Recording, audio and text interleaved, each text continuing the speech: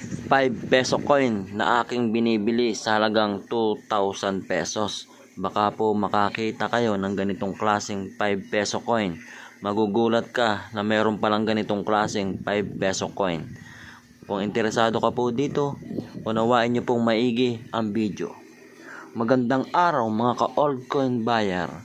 Patuloy nga po pala akong naghahanap ng ganito pong klaseng 5 peso coin na hard to find at rare, na napakabihira pong makita sa panahon ngayon, sapagkat ito po ay once in a 1,000 peraso nakikita ang ganitong klaseng 5 peso coin.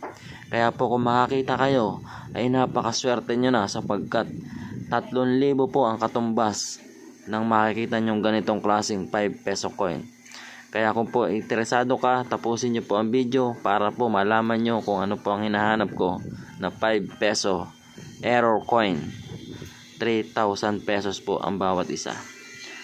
At ito nga po, ipapakita ko po sa inyo ang hard to find coin na 5 peso coin. Ayan po sa itaas. Nandyan po ang sa itaas na makikita nyo po. Ayan po yung picture na yan. Kung makakita po kayo ng error coin na ganyan, ay pwede pong bilihin sa halagang 3,000 pesos. Yan po ay tinatawag na off center mga ka-altcoin buyer.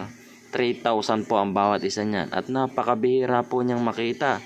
Kaya po kung makakita kayo ng ganyang klaseng error coin, ay mag-message po kayo sa ating FB page at bibilin ko po sa inyo sa halagang 3,000 pesos.